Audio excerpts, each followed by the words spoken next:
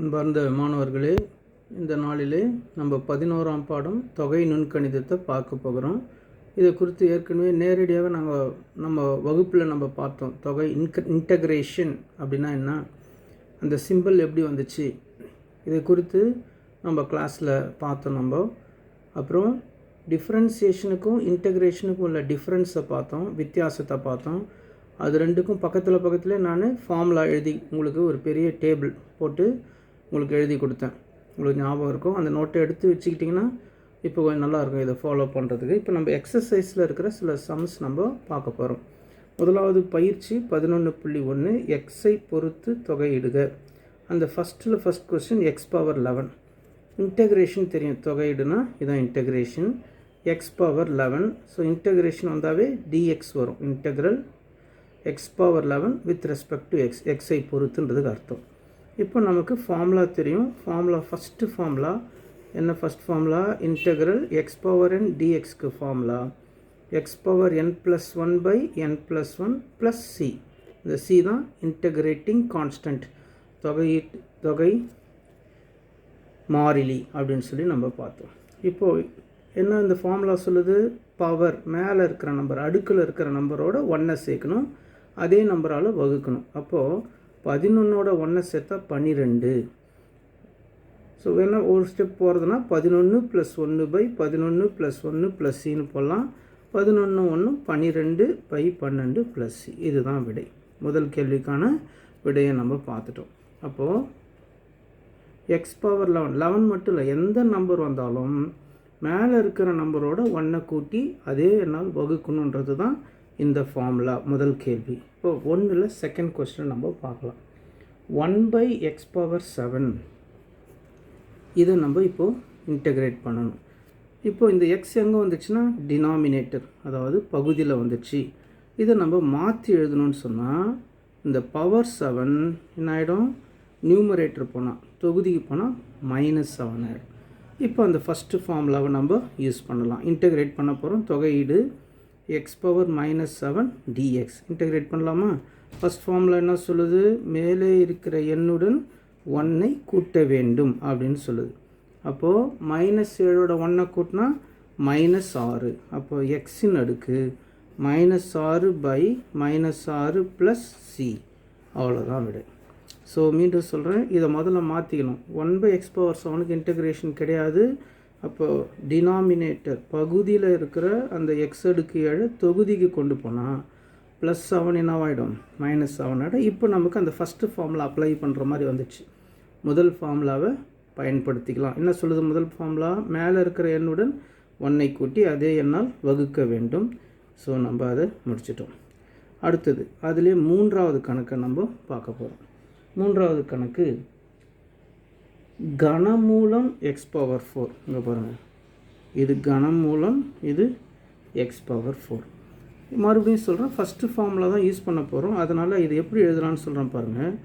X அடுக்கு 4 கனமூலம் என்றால் அடுக்கு 1/3. கனமூலம் என்றால் என்ன?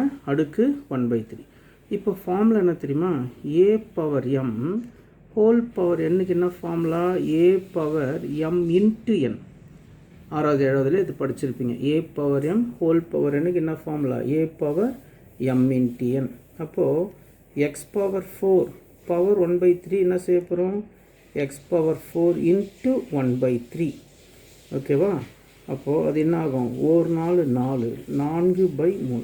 இவ்வளோ நேரம் நம்ம என்ன செஞ்சோன்னா அதை சுருக்கி எடுத்துக்கிட்டோம். கணக்கை நம்ம என்ன பண்ணோம்? சிம்பிளிஃபை பண்ணோம், சுருக்கணும். இப்போ தான் நம்ம தொகையிட போகிறோம். இன்டகிரேஷன். அந்த நம்பர் கனமூலம் எக்ஸ் அடுக்கு 4 என்ன ஆயிடுச்சு? எக்ஸ் அடுக்கு 4/3 ஆயிடுச்சு. இப்போ எக்ஸை பொறுத்து தொகையிடுகிறோம். ஃபஸ்ட் ஃபார்முலா வந்துச்சா? ஃபஸ்ட் ஃபார்முலா என்ன சொல்லுது? மேலே இருக்கிற எண்ணுடன் 1ஐ கூட்டி அதே எண்ணால் வகுக்க வேண்டும் அப்படின்னு சொல்லுது. அப்போது 1 3 3 3 4 7. அப்போது 7/3 எக்ஸ் அடுக்கு 7/3 / 7/3 + c.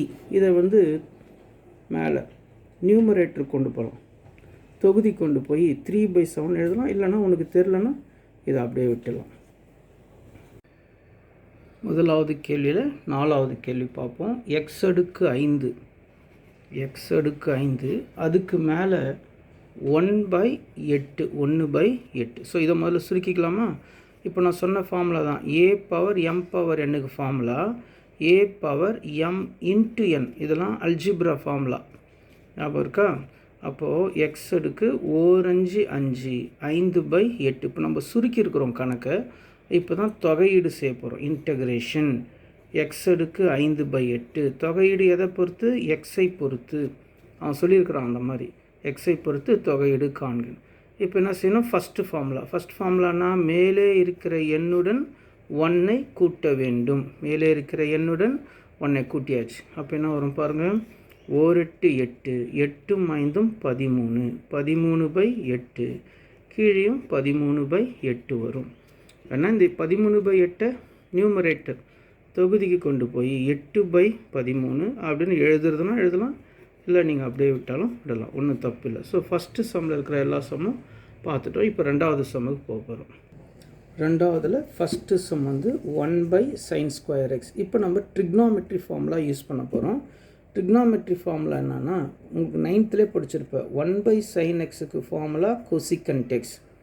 ஞாபகம் வருதா? 9th படித்தது. 1/cosனா secant, 1/tanனா cot, 1/sinனா cosecant. ஓகேவா? இப்போ 1/sin²னா இங்கே ஸ்கொயர் வந்தால் இங்கேயும் ஸ்கொயர் வந்துடும்.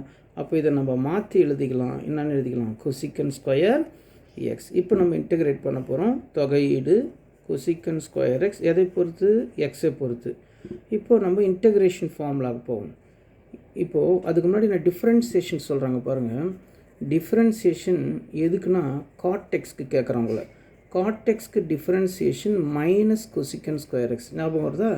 காட்(x)க்கு டிஃப்ரென்சியேஷன் -cosecant²x. இப்போ நான் கேட்க போகிறது cosecant² x-க்கு இன்டகிரேஷன் என்னென்னா அப்போ -cot(x) வரும். ஸோ காட்(x)க்கு differentiation -cosecant² x, cosecant² x integration -cot(x). அவ்வளோதான். ஸோ இங்கே முடிஞ்சிடும் ஆன்சர். -cot(x) + c. ஸோ அதை வேணால் இன்னொரு வாட்டி எழுதிக்கலாம் அழகாக, -cot(x) + c. ஓகேவா? அடுத்தது இதில் 2வது சம் பார்க்கலாம். இதில் 2வது சம் என்னென்னா tan x/cos x. இதில் 2வது some tan x/cos x. So இதையும் நம்ம திரிகோணமிதி முக்கோணவியல் சூத்திரத்தை பயன்படுத்தி இதை மாற்றிக்கணும். எப்படி மாற்றலாம்? tan x-க்கு என்ன ஃபார்முலா? இல்லை tan x அப்படியே இருக்கும். இப்படி தனித்தனியாக எழுதிட்டா 1/cos x into tan x அப்படி எழுதுகிறேன். தனித்தனியாக பிரிச்சுட்டேன். 1/cos x into tan x. 1/cos x-க்கு ட்ரிக்னாமெட்ரி ஃபார்முலா secant x. இங்கே நம்ம பார்த்ததுன்னா 1/sin x-க்கு cosecant x ட்ரிக்னாமெட்ரி ஃபார்முலா. இப்போ நம்ம பார்க்குறது 1/cos. 1/cosக்கு secant x, பக்கத்தில் tan x. மறுபடியும் உங்களை டிஃப்ரென்சியேஷனுக்கு கொண்டு போகிறேன். secant x-க்கு டிஃப்ரென்சியேஷன் என்னடான்னு கேட்டால் secant x into tan x. secant x-க்கு வகைக்கெழு secant x into tan x. இப்போ நம்ம பார்க்க போகிறது secant x இன்ட்டு tan x-க்கு இன்டகிரேஷன் என்னென்னா secant x. அதான் இங்கே செய்ய போகிறோம். ஸோ இப்போ நம்ம என்ன பண்ண போகிறோம்? Integral secant x tan x dx.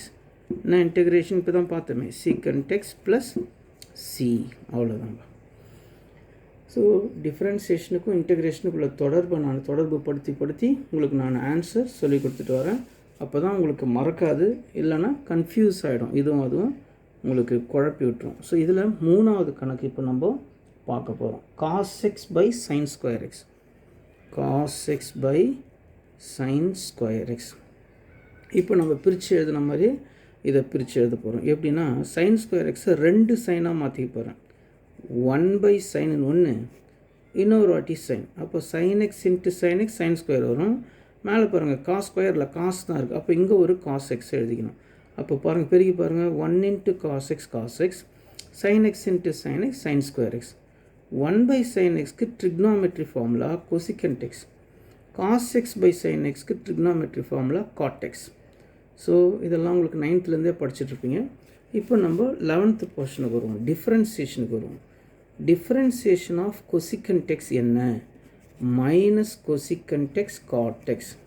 Cosecant எக்ஸ்க்குனா differentiation minus cosecant x cot x. இப்போ நான் உங்களுக்கு கேட்க போகிறது integral cosecant x cot x dx என்ன வரும்னா மைனஸ் கொசிகண்ட் எக்ஸ் ப்ளஸ் சின்னு வந்துடும். அப்போ நம்ம இதுக்கு இன்டெகிரேட் பண்ணலாமா? இதுக்கு கொசிகண்ட் எக்ஸ் காட் எக்ஸ் டிஎக்ஸ்க்கு இன்டெகிரேஷன் என்னென்னா minus cosecant x plus. So ரெண்டுமே தொடர்பு படுத்தி படிக்கும்போது மனசுலேயும் பதியும் குழப்பமும் ஏற்படாது. ஃபஸ்ட்டு என்ன பண்ணுறோம், ட்ரிக்னாமெட்ரி யூஸ் பண்ணி பிரிக்கிறோம். அதுக்கப்புறம் டிஃப்ரென்சியேஷன் ஃபார்முலாவை சொல்லிவிட்டு இன்டெகிரேஷன் சொல்லும்போது நமக்கு அது எளிமையாக இருக்கும். அடுத்த கணக்கு பார்க்கலாம். 4வது sum 1/cos square x 1/cos square X.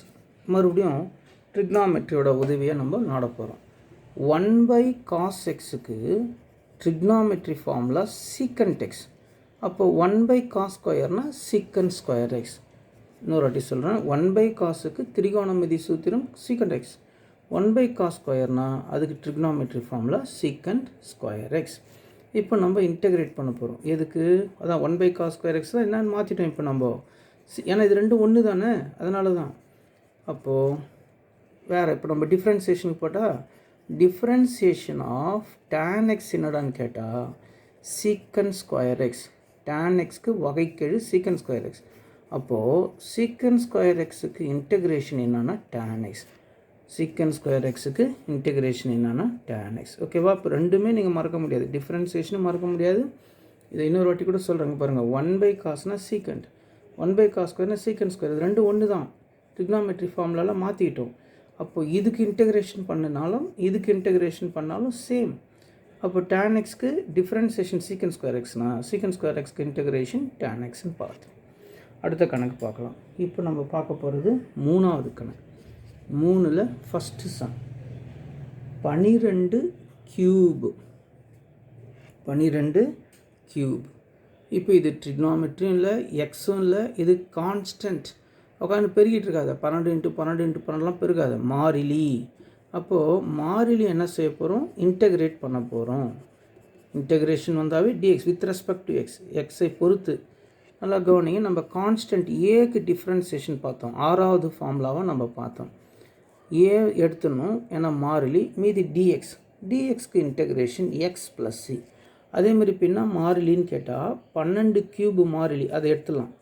டிஎக்ஸ்க்கு இன்டெகிரேஷன் எக்ஸ் ப்ளஸ் சி. நீங்கள் என்ன தெரியுமா டெம்டேஷன் ஆவீங்க, +1/+1 போடுறதுக்கு உனக்கு அங்கே உணர்ச்சி வசப்படுவேன். ஏன்னா நம்ம என்னென்னு படிச்சிட்டோம், எக்ஸ் கியூபுக்கு தான் எக்ஸ் கியூபு கீழே எக்ஸ் இருக்கணும், மாறி இருக்கணும். மாறி இருந்தால் தான் மேலே இருக்கிற நம்பரோட 1 கூட்டணும். நீ முக்கால்வாசி பேர் அதான் தப்பு பண்ணுவேன். ஏன்னா இது மட்டும் தான் ஞாபகம் இருக்கும், மேலே இருக்கிற என்னோட 1 கூட்டணும் தான் நினைப்பே தவிர இது கீழே இருக்கிற நம்பர் என்னவா இருக்கணும், அது எக்ஸாக இருந்தால் தான். ஃபார்முலா என்ன சொல்லுது, x⁻n தான் x⁻n+1/n+1. இது மாறிலி, மாறிலிக்கு அந்த ஃபார்முலாவை யூஸ் பண்ணக்கூடாது. ஓகேவா? இப்போது 3ல் 2வது சம்மை பார்க்கலாம். x⁻24/x⁻25. இப்போ பாருங்க, இங்கேயும் எக்ஸ் இருக்குது, இங்கேயும் எக்ஸ் இருக்குது. முதல்ல இதை சுருக்கிக்கலாம். ரெண்டுமே எக்ஸ், அடிமானம் சமமாக இருக்கிறது. அப்போது கீழே இருக்கிற 25 மேலே வந்தால் -25. எப்படி? அல்ஜிப்ரா ஃபார்முலா, இயற்கணிதம். x⁻m/x⁻nக்கு என்ன ஃபார்முலானா x⁻m−n.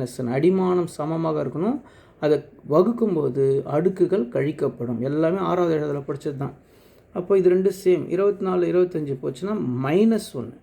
x⁻−1 எப்படி எழுதலாம், 1/xன்னு எழுதலாமா? x⁻−1 என்னென்னு எழுதலாம், 1/x. ஸோ அப்போது இதை நம்ம மாற்றி இயற்கணித சூத்திரம் எழுதிட்டு இதை மாற்றி கொண்டு வந்துட்டோம். இப்போ தான் இன்டெகிரேட் பண்ணுவோம். ஸோ இதை இன்டெகிரேட் பண்ணுறதும் 1/x இன்டெகிரேட் பண்ணுறதும் சேம். இப்போது 1/xக்கு இன்டெகிரேஷன் சொல்லி கொடுத்துட்டேன் உங்களுக்கு. log x இங்கே மாடுலஸ் பண்ணும். log வந்தாவே மாடுலஸ் வந்துடும். அது கொஞ்சம் நல்லா பார்த்துங்க. 1/xக்கு இன்டெகிரேஷன் log xன்னு சொல்கிறத விட log மாடுலஸ் xன்னு சொல்கிறது தான் சரியான விடையாக இருக்கும். ஸோ 1/xக்கு இன்டெகிரேஷன் log x. இப்போது 3வது கணக்கு. 3ல் 3 பார்க்கலாம். e⁻x அது ஃபார்முலாவே நம்ம சொல்லிட்டோம். ஸோ இதில் ஒன்றும் விசேஷமே இல்லை, சுருக்கிறது எதுவுமே இல்லை. e⁻xக்கு இன்டெகிரேஷன் என்னென்னா e⁻xே தான். இ பவர் எக்ஸ்க்கு டிஃப்ரென்சியேஷனும் இ பவர் எக்ஸே தான், இ பவர் எக்ஸ்க்கு இன்டகிரேஷனும் இ பவர் எக்ஸே தான். இன்னொரு வாட்டி சொல்கிறேன், இ பவர் எக்ஸ்க்கு டிஃப்ரென்சியேஷனும் இ பவர் எக்ஸே தான், இ பவர் எக்ஸுக்கு இன்டகிரேஷனும் இ பவர் எக்ஸே தான். இப்போ நம்ம பார்க்க போகிறது 4வது சம். 4ல் ஃபஸ்ட்டு சம் பாருங்கள், 1 + x² பவர் -1, 1 + x² பவர் -1. இப்போ கொஞ்ச நேரத்துக்கு முன்னாடி சொன்ன பாருங்கள், x பவர் -1னா 1/x. அதே மாதிரி 1 + x பவர் -1னா 1/1 + x². திருப்பி இன்னொரு வாட்டி சொல்கிறேங்க பாருங்கள், x பவர் -1னா 1/x, 1 + x பவர் -1னா 1/1 + x². இப்போ நம்ம இன்டெகிரேட் பண்ணலாம். இதை இன்டெகிரேட் பண்ணுறதும் அதை இன்டெகிரேட் பண்ணுறதும் ஒன்று தான் வித் ரெஸ்பெக்ட் டு எக்ஸ், எக்ஸை பொறுத்து. இங்கே பாருங்கள், ஃபார்முலா சொல்கிறேன். Differentiation of tan inverse x என்னன்னா 1/1 + x². tan இன்வெர்ஸ் எக்ஸ்க்கு வகைக்கீழ் 1/1 + x². இப்போது 1/1 + x²க்கு இன்டெகிரேஷன் என்னடான்னு கேட்டால் tan இன்வெர்ஸ் x + c. அதே தான் நாங்கள் பாருங்கள், 1/1 + x²க்கு integration tan inverse x + c. இப்போது அதில் நம்ம ரெண்டாவது கணக்கை பார்க்க போகிறோம். 1 - x² பவர் -1/2. இப்போ நம்ம சொன்ன மாதிரி அதை சொல்லலாமா? எப்படி சொல்லலாம்? இந்த -1/2 கீழே வந்தால் +1/2 ஆகிடும். உள்ளே என்ன இருக்குன்னா 1 - x². ஓகே, மறுபடியும் பாருங்கள், 1/2 பவர்னால் ரூட்டுன்னு அர்த்தம். பல முறை நான் கிளாஸில் சொல்லியிருக்கேன். அடுக்கு 1/2னா ரூட்டுன்னு அர்த்தம். இங்கே 3, சப்போஸ் 3/2ன்னு வந்தால் இங்கே 3 வரும். புரியுதுங்களா? இங்கே 3/2ன்னு வந்தால் இங்கே என்ன வரும்? 3 வரும். அப்போது நம்ம 1 - x² பவர் -1/2னா என்ன அர்த்தம்? 1/√1 - x². அப்போ இதுக்கு இன்டெகிரேட் பண்ணுறதும் அதுக்கு இன்டெகிரேட் பண்ணுறதும் ஒன்று தான். எதை பொறுத்து? எக்ஸை பொறுத்து. இப்போ பாருங்கள், differentiation of sine inverse x என்னடான்னு கேட்டால் 1/√1 - x². சைன் இன்வெர்ஸ் எக்ஸ்க்கு வகைக்கீழ் 1/√1. அப்போ 1/√1 - x² இன்டகிரேஷன் நான் கேட்டால் சைன் இன்வெர்ஸ் எக்ஸ் + c. இப்போ நம்ம ரெண்டாவது பயிற்சிக்கு போகிறோம். இன்டகிரேஷன் தொகையீடில் ரெண்டாவது பயிற்சி 11.2. எல்லாமே எக்ஸை பொறுத்து தொகையீடு தான். அதில் ஃபஸ்ட்டு சம் பாருங்கள், x + 5 பவர் 6. இப்போ இன்டெகிரேட் பண்ணலாமா? Integration x + 5 power 6 dx. பாருங்கள், ஃபஸ்ட்டு ஃபார்முலா தான். இந்த +5 வந்துச்சு சார்னா அதை பற்றி கவலைப்படாது. ஸோ இதுக்கு மேலே 6 இருக்கும்போது ஃபஸ்ட்டு ஃபார்முலா என்ன சொல்லுது? மேலே இருக்கிற எண்ணுடன் 1ஐ கூட்ட வேண்டும். அவ்வளோதான், +c போட்டுக்கணும். தொகையீடு மாறிலி. அப்போ என்ன வரும்? x + 5, 6 + 1 7. அதே மாதிரிங்க 6 + 1 7. முடிஞ்சிச்சுப்பா அந்த சம், அவ்வளோதான். ஆனால் இந்த சம்மில் பாருங்கள், எக்ஸோட கூட -3 இருக்குது. போன சம் எக்ஸோட கூட பெருக்கல்ல இல்லை, பெருக்கல்லையோ வகுத்துலையோ இருந்தால் அந்த கூட இருக்கிற எண்ணால் வகுக்க வேண்டும். உதாரணமாக முதல்ல இதை சுருக்கிக்கலாமே. ஏன்னா இது கீழே இருக்குது பாருங்கள், டினாமினேட்டரில் இருக்குது. அது நியூமரேட்டர் கொண்டு போவோம். தொகுதிக்கு கொண்டு போனால் +4 என்னவாயிடும்? -4 ஆகிடும். ஓகேவா? இப்போ தான் நம்ம இன்டெகிரேட் பண்ண போகிறோம். இன்டெக்ரல் 2 - 3x அடுக்கு -4 dx. இப்போ நம்ம இன்டெகிரேட் பண்ணலாமா? இன்டெகிரேஷன் என்ன? மேலே இருக்கிற எண்ணுடன் 1ஐ கூட்ட வேண்டும். கூட்டியாச்சு, +c போட்டாச்சு. இப்போ இன்னும் ஒரு வேலை செய்யணும். என்னன்னு கேட்டால், எக்ஸோடு கூட யார் பெருக்கப்பட்டிருக்கிறாருன்னா -3. அப்போ நான் என்ன செய்யணும்னா இன்ட்டு 1/-3ன்னு எக்ஸ்ட்ராவாக எழுதணும். எக்ஸோட ஒரு நம்பர் இது வரைக்கும் நம்ம அதுமாரி பார்க்கல, இதான் ஃபஸ்ட் டைம் பார்க்குறோம். போன கணக்கில் கூட பாருங்கள், எக்ஸோட பெருக்கப்பட்டில்லை இல்லையா? இங்கே எக்ஸோட ஒரு நம்பர் பெருக்கப்பட்டிருக்கு. எது? -3. ஸோ அந்த எண்ணால் வகுக்கணும். பெருக்கப்பட்டிருந்தாலும் வகுக்கப்பட்டிருந்தாலும் நாம் அதை வகுக்க தான் செய்யணும். ஓகே, அப்போ என்ன வரும் பாருங்கள், 2 - 3x -4 1 சேர்த்தா -3 /-3 இன்ட்டு 1/-3 +c. அப்போ minus into minus plus 3 9. 1 into 2 - 3x 2 - 3x power -3/3 9 +c. இது அப்படியே விட்டாலும் விடலாம். அல்லது இங்கே பாருங்கள் 1/9 தனியாக எடுத்துக்கோ. இதை கீழே கொண்டு வரலாம் இல்லையா? கீழே கொண்டு வந்தால் என்ன வரும்? 2 - 3x பவர் +3 ஆகிடும். இதெல்லாம் அல்ஜிப்ரா. -3 கீழே வந்தால் என்ன ஆகிடும்? இயற்கணிதம். அப்புறம் அந்த 1 இன்ட்டு 1 1ன்னு போட்டு அதெல்லாம் செய்ய தேவையில்லை. ஆக்சுவலி இன்டகிரேட் பண்ணி முடிச்சிட்டோம். இதோட முடிஞ்சிடுச்சு. ஒரு ப்ராப்பர் சரியான ஒரு வடிவத்துக்கு கொண்டு வர்றதுக்காக இதை நம்ம செய்கிறோமே தவிர மற்றபடி அதுக்கெல்லாம் சிறப்பான மதிப்பெண்கள் எதுவும் கிடையாது. இப்போ இந்த சம்முக்கு வாங்க. இப்போ என்ன இருக்குது, ரூட் இருக்குது. நான் உங்களுக்கு ஃபார்முலா ஃபஸ்ட்டு எழுதிடுறேன். என்ன ஃபார்முலானா ரூட் எக்ஸ்க்கு இன்டகிரேஷன் சொல்லி கொடுத்தேன். x⁴2 by 3/2 + c. சொல்லுங்கள், ரூட் எக்ஸ்க்கு இன்டகிரேஷன்னா x⁴3/2 by 3/2 + c. இப்போ அதே மாதிரி இப்போ நம்ம யாருக்கு பார்க்க போகிறோம், இன்டகிரல் ரூட் ஆஃப் 3x + 2க்கு இன்டகிரேஷன் பார்க்க போகிறோம். ஓகேவா? என்னது 3x + 2 பவர் 3/2 by 3/2 + c. ஆனால் அங்கே எக்ஸோட எது பெருக்கப்பட்டிருக்கு, 3. அப்போ நான் என்ன செய்யணும், இன்ட்டு 1/3 போட வேண்டும். ஏன்னா எக்ஸோட 3 பெருக்கப்பட்டிருக்கு. இந்த 3/2 மேலே வந்தால் 2/3 ஆகிடும். இந்த 1/3 முன்னாடி வச்சுக்கோ, பின்னாடி இருக்கிறத விட முன்னாடி இருப்பது நல்லது. 3x + 2 power 3/2 + c. அப்போ பாருங்கள், 2 2 3 9 9 3x + 2 பவர் 3/2 + c. அவ்வளோதான். இப்போது அடுத்த சம்முக்கு நம்ம போகலாம். இப்போ ஃபஸ்ட்டு சம்மில் நம்ம என்ன பண்ணியிருக்கிறோம், 3 சம்மும் முடிச்சிட்டோம். இப்போ ரெண்டாவது சம் பார்க்க போகிறோம். ரெண்டாவது சம் 2ல் 1 என்னன்னு கேட்டால் sin 3x. sin 3xக்கு இன்டகிரேஷன் பார்க்க போகிறோம். பாருங்கள், இன்டகிரல் sin 3x. sin xக்கு integration minus cos x. sin xக்குன்னா இன்டகிரேஷன் மைனஸ் காஸ். எக்ஸோட 3 இருக்கிறதுனால பை 3 போடணும், வேறு ஒன்றுமே இல்லை. sin xக்கு தொகையீடு மைனஸ் காஸ் எக்ஸ், எக்ஸோட 3 இருக்கிறதுனால இன்ட்டு 3 போட வேண்டும். வேறு ஒன்றும் சிறப்பாக அதில் இல்லை. ரெண்டாவது சம் பார்க்கலாமா?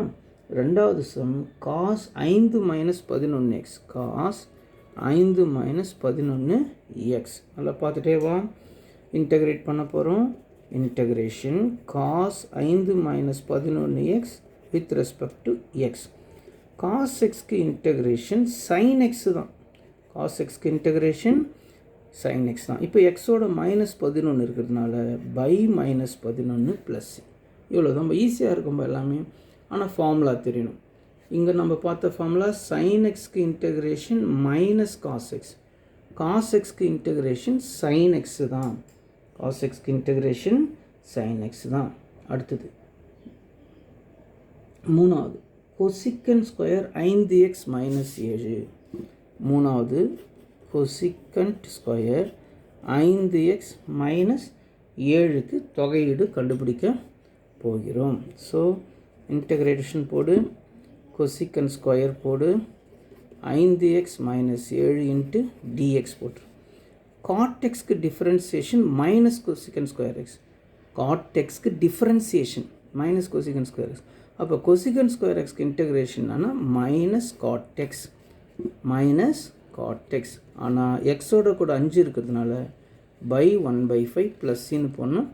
அந்த பின்னாடி இருக்கிற 1/5 முன்னாடி கொண்டு வந்து எழுதிக்கணும். cot xயில் cosecantக்கு என்ன வரணும், cot. cot xக்கு differentiation minus cosecant square x. Minus cosecant square xக்கு இன்டகிரேஷன் மைனஸ் cot x. ஓகேவா? ஸோ இது முடிஞ்சது. 3 சம் இருக்குது. இந்த 3 நம்ம முடிச்சிட்டோம். அடுத்தது மூணாவது சம்முக்கு போகிறோம். மூணாவது சம் என்னன்னா e⁻3x - 6. e⁻3x - 6. கொஞ்ச நேரத்துக்கு முன்னாடி நான் சொன்னேன் e⁻xக்கு டிஃப்ரென்சியேஷனும் e⁻x தான், இன்டகிரேஷனும் e⁻xே தான். ஆனால் எக்ஸோட கூட 3 இருக்கிறதுனால இன்ட்டு 1/3 இங்கே போடுவோம், அதேமாதிரியே போடுவோம். Into 1/3 + c. இல்லைன்னா பை 3 + cன்னு போடலாம். அதுதான் இந்த பை போட்டது நான். ஸோ இன்ட்டு 1/3 போடலாம், அல்லது e⁻3x - 6 by 3 + cன்னு சொல்லி போடலாம். வேறு எதுவும் கிடையாது. ஓகே, e⁻xக்கு நம்ம பார்த்துட்டோம். இப்போ நம்ம யாருக்கு பார்க்க போகிறோம், e⁻8 - 7x. Second sum e⁻8 - 7x. அதுக்கு இன்டகிரேஷன் பார்க்க போகிறோம். e⁻8 8 minus 7x dx. e power xக்கு இன்டகிரேஷன் e power x தான். ஆனால் எக்ஸோட கூட என்ன இருக்குது -7 ப்ளஸ் சின்னு சொல்லி போடணும். அடுத்தது பாருங்கள் 1 மூணாவது சம் 1/6 minus 4x. அப்போ 1/x ஃபார்முலா யூஸ் பண்ண போகிறோம். என்ன ஃபார்முலா யூஸ் பண்ண போகிறோம் 1/x. ஸோ பாருங்கள் இன்டகிரல் 1/6 minus 4x dx. 1/xக்கு இன்டகிரேஷன் இப்போ தான் சொன்னோம் log x. லாக் போடும்போது மட்டும் எதை போடணுன்னு சொன்னேன் மாடுலஸ் போடணுன்னு போட்டாச்சு. இப்போ எக்ஸோட கூட என்ன இருக்குன்னா -4, அந்த -4ஆல் வகுத்துடணும். ஸோ 1/xக்கு இன்டகிரேஷன் log x, அந்த கூட எக்ஸோட -4 இருக்கிறதுனால -4ஆல் வகுக்க வேண்டும். அடுத்து நம்ம 4வது கணக்கில் ஃபஸ்ட்டு சம் பார்க்குறோம். Secant square x/5. இதுக்கு நம்ம இன்டகிரேஷன் போட போகிறோம். Integral secant square x/5 dx. இதை எழுதுறதுக்கு முன்னாடி நான் ஏற்கனவே இப்போ தான் இந்த கிளாஸில் சொன்னேன். ஃபஸ்ட்டு இதுக்கு சீக்கண்ட் ஸ்கொயர் ஒரு வாட்டி வந்துச்சு. அப்போ சொன்னேன் tan xக்கு டிஃப்ரென்சியேஷன் சீக்கண்ட் ஸ்கொயர் எக்ஸ்ன்னு சொன்னேன். அப்போ சீக்கண்ட் ஸ்கொயர் எக்ஸ்க்கு இன்டகிரேஷன் tan xன்னு சொல்லி எழுதி போட்டுட்டேன் நான் ஏற்கனவே. ப்ளஸ் சி போடணும். எக்ஸோட கூட இப்போ என்ன இருக்குன்னா 1/5 இருக்குது. நான் சொன்னேன் இல்லையா பெருக்கி இருந்தாலும் வகுத்து இருந்தாலும் அதே நம்பரால் வகுக்கணும்னு சொல்லி. இப்போ எக்ஸோட கூட என்ன இருக்குது 1/5. ஸோ அந்த 1/5ஆல் நான் வகுக்க வேண்டும். அப்போ இந்த 1/5 நியூமரேட்டருக்கு வந்துச்சு அப்படின்னா 5 1/5 மேலே வந்தால் என்ன வரும் 5/1 வரும். 5/1 is 5 tan x/5 plus C. So இன்னொரு வாட்டி சொல்கிறேன். சீக்கண்ட் ஸ்கொயர் x/5க்கு இன்டகிரேஷன் ஆனால் tan xக்கு differentiation secant square x. Secant square எக்ஸ்க்கு இன்டகிரேஷன் tan x. எக்ஸ்னு வந்து விட்டுட்ருப்போம். எக்ஸோட கூட என்ன இருக்குது 1/5 இருக்குது. அந்த 1/5ஆல் வகுக்கணும். அந்த 1/5 மேலே வந்தால் 5/1 ஆகிடும். 5/1 is 5 தான். இப்போ அதில் நம்ம செகண்ட் சம்மை பார்க்க போகிறோம். இதில் 4th second sum cosecant 5x + 3. cosecant 5x + 3 into cot 5x + 3 செய்யலாமா? இன்டகிரேட் பண்ணலாம். Integral cosecant 5x + 3 into cot 5x + 3 கூட என்ன வந்துடும் dx. மறுபடியும் சொல்கிறேன், இந்த சம்ம நம்ம ஏற்கனவே பார்த்துட்டோம். டிஃப்ரென்சியேஷன் கேட்குறேன். cosecant xக்கு differentiation minus cosecant x cot x. அப்போது cosecant x cot xக்கு இன்டகிரேஷன் என்னன்னா மைனஸ் cosecant x + c. எக்ஸுக்கு பதிலாக என்ன இருக்குது 5x + 3. இப்போ எக்ஸோட என்ன இருக்குது 5. அந்த 5ஆல் நாம் வகுக்க வேண்டும். பை 5 போடலாம் அல்லது முன்னாடி 1/5 போடலாம். எல்லாமே ரைட்டு தான். ஆக அந்த 5 வந்து டினாமினேட்டருக்கு வந்துடணும். அவ்வளோதான். இன்னொரு வாட்டி சொல்கிறேன். cosecant xக்கு differentiation minus cosecant x cot x. cosecant x cot xக்கு இன்டகிரேஷன் மைனஸ் cosecant x. ஓகேவா? தேர்ட் சம் ஃபார்முலா தெரியலனா இதெல்லாம் ஒன்றுமே பண்ண முடியாதுப்பா. ஃபார்முலா மனப்பாடம் பண்ணிக்கோ. Secant 2 - 15x. Secant 2 - 15x into tan 2 - 15x. Integrate பண்ணலாம். தொகையீடு integral secant 2 - 15x into tan 2 - 15x into dx. இப்போது ஃபார்முலா பாரு. டிஃப்ரென்சியேஷனை பார்க்கலாம். சீக்கண்ட் எக்ஸ்க்கு differentiation secant x tan x. Secant எக்ஸ்க்கு differentiation secant x tan x. அப்போ சீக்கண்ட் எக்ஸ் tan xக்கு இன்டகிரேஷன் என்னான்னு கேட்டால் சீக்கண்ட் எக்ஸ் ப்ளஸ் சி. இப்போ எக்ஸோட என்ன இருக்குன்னு கேட்டால் மைனஸ் விட்டுறாத -15. So -15 plus C. ஸோ இந்த -15 முன்னாடி இருக்கலாம், அப்படியே கூட இருக்கலாம். அடுத்தது இப்போ நம்ம 5வது கணக்கு சொல்ல போகிறோம். 5வது கணக்கு 5ல் முதல் கணக்கு என்னான்னு கேட்டால் 1/√1 - 4x whole square. So 4x வந்து ஸ்கொயருக்குள்ளே இருக்குது. இப்போ நான் உங்களுக்கு ஃபார்முலா பாருங்கள். 1/√1 - x ஸ்கொயருக்கு இன்டகிரேஷன் என்னன்னா sin inverse x plus C. இப்போ மாற்றி கேட்குறேன் பாருங்கள். sin inverse xக்கு differentiation 1/√1 - x square. 1/√1 - x square integration என்னன்னு கேட்டால் sin inverse x plus C. இங்கே பாருங்கள். இப்போது இங்கே வாங்க. இன்டகிரல் 1/√1 - x ஸ்கொயர் இருக்கா? ஆனால் எக்ஸ்ட்ராவாக யார் உட்காந்துக்கிறார் 4 இருக்கிறார். அப்போ நீங்கள் ஒன்றும் கவலைப்படாத. இதுக்கு என்ன formula sin inverse x plus C. X வரட்டில் யார் வராரு 4x வராரு. இன்டகிரேஷன் சொன்னாவே எக்ஸோடு இருக்கிற நம்பரை என்ன செஞ்சுருவோம், வகுத்துருவோம். இவ்வளோ தான் விஷயம், வரும் ஒன்றுமே இல்லை. எக்ஸ் வர இடத்துல 4x வருது, சைன் இன்வெர்ஸ் எக்ஸ் வர சைன் இன்வெர்ஸ் 4x போட போகிறேன். எக்ஸோட 4 இருக்கிறதுனால என்ன போட போகிறேன், பை 4 போட்டுற போகிறேன். அடுத்தது இதில் ரெண்டாவது சம் 1/√1 - 81x². இதில் ரெண்டாவது சம் கொஞ்சம் ஒரு பொடி வச்சுக்கிறோம், வேறு ஒன்றும் இல்லை. 1 - 81x². இங்கே பாருங்கள், ரெண்டுக்கும் டிஃப்ரென்ஸ் பாருங்கள். போன வாட்டி 4x², இந்த வாட்டி 81² கிடையாது. அப்போ இதை எப்படி மாற்றணும், ஃபஸ்ட்டு மாற்றி வச்சுக்கணும். 1/√1 - 9x² மாற்றிட்டு தான் கணக்கு செய்யணும்.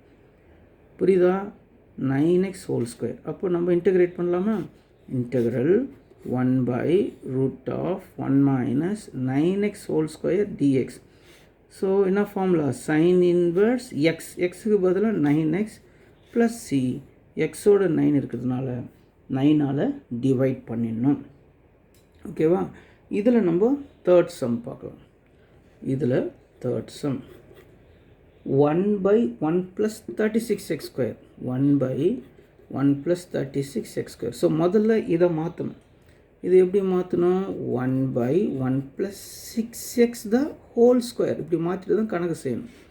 6² 16, முந்தி பாரு 9² 81, 9 81. ஸோ இப்போ இன்டகிரேட் பண்ணலாம். 1/1 + 6x² into dx. tan inverse எக்ஸ்க்கு என்ன ஃபார்முலா, 1/1 + x². அப்போ 1/1 + x² இன்டகிரேஷன் ஆனால் tan inverse X plus C, எக்ஸோட 6 இருக்கிறதுனால 6ஆல் டிவைட் பண்ணிடணும். அவ்வளோதான்பா. இப்போது இந்த எக்ஸசைஸில் இருக்கிற எல்லா கணக்கும் முடிச்சிட்டோம். இப்போ நம்ம 11.3க்கு போகிறோம். பயிற்சி 11.3 பாருங்கள். இது வரைக்கும் தனித்தனியாக பார்த்ததை ஒரே சம்மில் 3ஆக கொடுத்துட்டான். அதெல்லாம் கவலைப்படக்கூடாது, நம்ம வாட்னு செஞ்சுனே இருக்க வேண்டியதுதான். இன்டகிரேட் பண்ணுவோம். Integral x + 4/5 plus 5/2 - 5x⁴ minus cosecant square 3x - 1 எல்லாத்துக்கும் சேர்த்து ஒரே ஒரு dx, எக்ஸை பொறுத்து தொகையீடு செய்கிறதுக்காக. ஸோ இன்டகிரேட் பண்ணிக்கணும். 3 பேர் இருக்காங்க, 3ம் தனித்தனியாக செஞ்சால் போதும், பொறுமையாக செய்யணும். இது ஃபஸ்ட்டு ஃபார்முலா x⁴n. x⁴nக்கு என்ன ஃபார்முலானா n+1/n+1. அப்போது 5ம் 1ம் சேர்த்தா 6/6. எக்ஸோட இங்கே நம்பர் எதுவும் பெருக்கிருந்தால் இன்ட்டு 1/n போடும், அங்கே இல்லை, அதனால் இதோட நிறுத்திக்க வேண்டியதான். இப்போது இந்த 5 வச்சுக்கோ, தனியாக வச்சுக்கோ 5. இப்போது இது எப்படி இருக்குது, 1/2 - x⁴ இருக்குது. இதை நம்ம மேலே கொண்டு வந்தால் 4 வந்து என்ன ஆகிடும்னா -4 ஆகிடும். அதை இன்டகிரேட் பண்ணால் ஃபஸ்ட்டு ஃபார்முலா மேலே இருக்கிற ஏன் -4 போட்டது, கீழே இருந்து மேலே வந்துடுச்சு. இப்போது -4 + 1 -4 + 1 இன்ட்டு 1/-5. ஏன் இது வந்துச்சு சொல்லு, எக்ஸோட கூட யார் இருக்கிறாருன்னா -5 இருக்கிறாரு. இப்போ இதுக்கு பண்ண போகிறேன். காட் எக்ஸ்க்கு differentiation minus cosecant square x. அப்போ மைனஸ் கொசிகன் ஸ்கொயர் எக்ஸுக்கு மைனஸை சேர்த்துக்கிறேன் நான், நல்லா கவனிங்க. அப்போ நான் என்ன போட போகிறேங்க, ப்ளஸ் போட போகிறேன். இன்னொரு வாட்டி சொல்கிறேன், காட் எக்ஸ்க்கு differentiation minus cosecant square x. அப்போ minus cosecant square x integration என்னென்னா காட் எக்ஸ். ஓகேவா, ப்ளஸ் சி போட்டு ஒரே ஒரு சி தான். இன்னொரு வாட்டி சொல்கிறேன், காட் எக்ஸ்க்கு differentiation minus cosecant square x, minus cosecant square x integration cot X.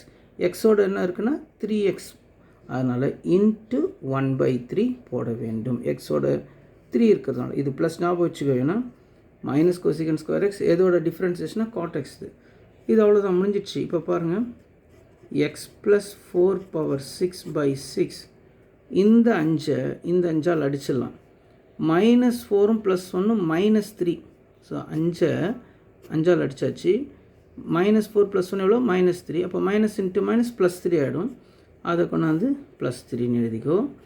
2 - 5x -4 + 1 -3 plus இந்த 1/3 முன்னாடி போட்டுக்கோ. 1/3 காட் 3x - 1 + c.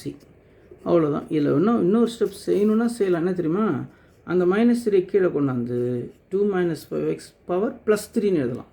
அதெல்லாம் தேவையில்லை, எழுதுறதுனா எழுதிக்கோ, அது உன்னுடைய சௌகரியம். ரெண்டாவது sum 4 cos 5 minus 2x plus 9 e power 3x minus 6 plus 24 by 6 minus 4x. மறுபடியும் பாருங்கள், மூணு பேராக இன்டெகிரேட் பண்ண சொல்கிறான். அதெல்லாம் கவலைப்படாது, பார்த்து பெருசாக அதெல்லாம் பயந்து விட்டுறாது. இங்கே பாரு, இன்டெகிரேஷன் போட்டுக்கோ, எல்லாத்துக்கும் சேர்த்து ஒரு dx போட்டுக்கோ.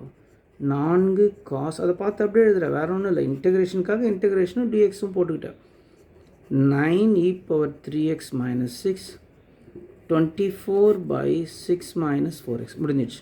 இன்டெகிரேட் பண்ணலாமா? ஃபஸ்ட்டு ஒன்றா செய். காஸ் எக்ஸ்க்கு இன்டெகிரேஷன் சைன் எக்ஸ், இந்த 4 சும்மா காஸ் எக்ஸ்க்கு இன்டெகிரேஷன் சைன் எக்ஸ். ஆனால் எக்ஸோட கூட என்ன இருக்குது பாருங்கள், மைனஸ் இருக்குது. அப்போ பை மைனஸ் ஒன்றுன்னு சொல்லணும். பை மைனஸ் ஒன்று நான் என்ன பண்ணுறேன், மைனஸை முன்னாடி போட்டுக்கிறேன், வேறு ஒன்றும் இல்லை. நீ காஸ் எக்ஸ்க்கு இன்டெகிரேஷன் மைனஸ் சைன் எக்ஸ் நினைக்காத, அதுக்காக மைனஸ் போல நான் எக்ஸோடு இருக்கிற மைனஸை முன்னாடி சேர்த்துக்கிட்டேன். இப்போது e power எக்ஸ்க்கு integration e power எக்ஸே தான், ஆனால் எக்ஸோட 3 இருக்கிறதுனால பை 3 போடணும். இன்னொரு வாட்டி சொல்கிறேன், e power எக்ஸ்க்கு integration e power எக்ஸே தான், எக்ஸோட 3 பெருக்கப்பட்டதுனால பை 3 போடுறோம். இங்கே வா, 24 தனியாக எடுத்துக்கோ. 1 பை எக்ஸ், 1 பை எக்ஸ்க்கு இன்டெகிரேஷன் லாக் எக்ஸ், லாக் வந்தாவே மாடுலஸ் போட சொன்னேன். அப்போ 6 மைனஸ் 4x. இப்போ எக்ஸோட என்ன இருக்குன்னா -4 இருக்குது, அதால் நம்ம வகுக்க வேண்டும். இன்னொரு வாட்டி சொல்கிறேன், 24 தனியாக எடுத்துட்டேன். 1 பை எக்ஸ்க்கு இன்டெகிரேஷன் லாக் எக்ஸ், லாக் வந்தாவே மாடுலஸ் வரும்னு சொன்னேன். எக்ஸோட என்ன இருக்குது, -4ஆல் வகுக்க வேண்டும்.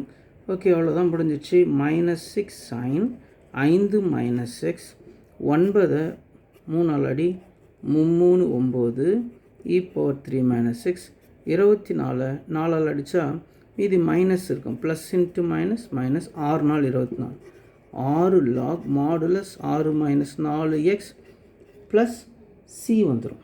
ஓகேவா? ஸோ இந்த சம்மும் முடிஞ்சிச்சு. ஸோ சம் பார்க்குறது தான் பெருசாக இருக்கும், பொறுமையாக செஞ்சால் ஈஸியாக முடிச்சிடலாம்.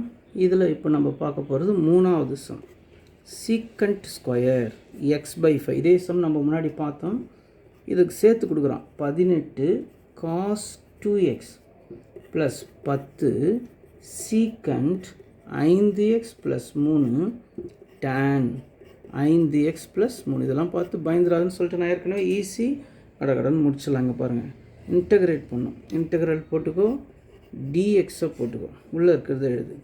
Secant square x/5, 18 cos 2x, 10 secant 5x plus 3 into tan 5x plus 3. Okay, ஒன்று செஞ்சுட்டு வரும்.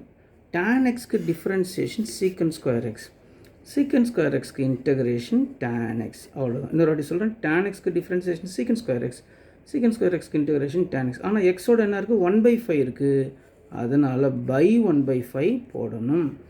18 cos xக்கு இன்டெகிரேஷன் sin x தான், எக்ஸோட 2 இருக்கிறதுனால பை 2 போடணும். இன்னொரு வாட்டி சொல்கிறேன், cos xக்கு இன்டெகிரேஷன் sin x தான், எக்ஸோட 2 இருக்கிறதுனால பை 2 போடணும். இங்கே பாருங்கள், secant x tan x, secant x tan x, secant xக்கு differentiation secant x tan x, secant x tan xக்கு இன்டெகிரேஷன் ஆனால் 10 அப்படியே வச்சுக்கிட்டோம். சீக்கண்ட் x tan xக்கு இன்டெகிரேஷன் ஆனால் சீக்கண்ட் x ப்ளஸ் சி, எக்ஸோட 5 இருக்கிறதுனால பை 5. இப்போ 5 10 அடிச்சா 2 5 10, 18 2 அடிச்சா 9 2 சரி. இந்த 1/5 மேலே வந்தால் 5/1 ஆகிடும், அது 5 தான். tan x/5 9 sin 2x 2 secant 5x plus 3 plus C.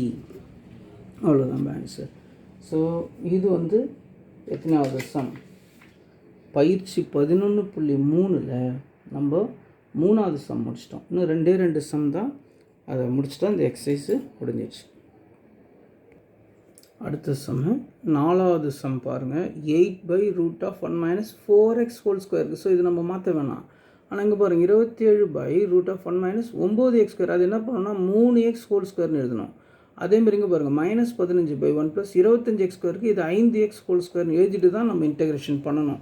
அதனால் இதை லைட்டாக மாற்றிக்கும். 8/√(1 - 4x ஹோல் ஸ்கொயர், இது ரைட்டு, இதை மாற்ற வேணாம். 27/√(1 - 3x த ஹோல் ஸ்கொயர்னு போடணும். 9x² என்னென்னு எழுதணும், ஏன்னா 3 ஸ்கொயர் 9 வந்துடும், x² பண்ணால் x² வந்துடும்.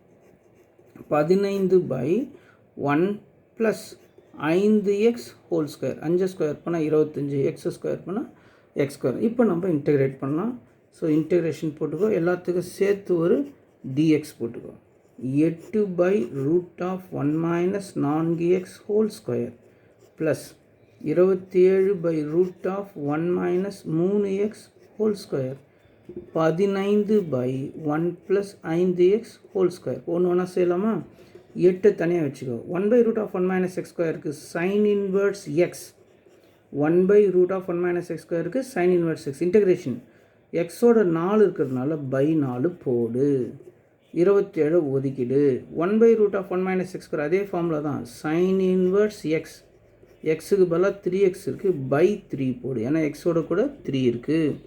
-15 1/1 ப்ளஸ் எக்ஸ் ஸ்கொயருக்கு tan inverse x, 1/1 plus x ஸ்கொயருக்கு tan இன்வர்ஸ் எக்ஸ், எக்ஸோட 5 இருக்கிறதுனால பை 5 போடு, ப்ளஸ் சி போட்டு. இப்போ ஏதாவது அடிக்க முடிஞ்சால் அடி.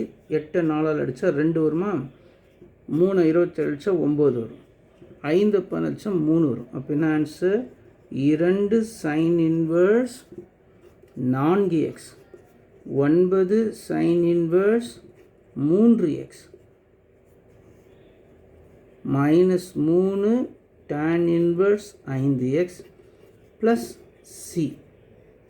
இப்போது அடுத்தது இந்த எக்ஸசைஸில் லாஸ்ட் சம் 5வது. ஸோ 3 எக்ஸசைஸ் இன்றைக்கி நம்ம பார்த்துருக்குறோம். 6/1 plus 3x plus 2 whole square -12/√1 - 3 - 4x whole square. ஒன்றும் கவலைப்படாத, சும்மா அப்படியே சாதாரண இன்டெகிரேஷனை போடு, டிஎக்ஸை போடு, இதை எழுதிக்கோ. எழுதிக்கிட்டு ஒன்றும் கவலைப்படாத, சாதாரண இன்டெகிரேஷன் தான். 12/√1 சும்மா ஒன்று குழப்பறதுக்காக இதெல்லாம் கொடுத்து வச்சுக்கிறான். ரைட், இப்போ 6 எடுத்துரு. 1/1 ப்ளஸ் எக்ஸ் ஸ்கொயருக்கு tan இன்வர்ஸ் எக்ஸ், எக்ஸுக்கு பதிலாக என்ன ஆகுது அங்கே அதை போடு. எக்ஸுக்கு முன்னாடி இருக்குன்னா 3 அதால் வகுத்துரு, இவ்வளோ தான். வேறு ஒன்றுமே இல்லை. 12 வெளியிடு. 1/√1 - x ஸ்கொயருக்கு சைன் இன்வர்ஸ் எக்ஸ், எக்ஸுக்கு பதிலாக என்ன ஆகுது? 3 - 4x போடு. எக்ஸோட கூட என்ன இருக்குது? -4. இவ்வளோ தான். நம்பரை பார்த்து பயந்து மறந்து போயிடாது. இப்போ 3 6 அடி. 2 3s are 6, 3 6 tan inverse 3x plus 2. 4 12 அடி. அதுக்கு முன்னாடி மைனஸ் இன்ட்டு மைனஸ் ப்ளஸ் 3 12. இவ்வளோ தான்பா.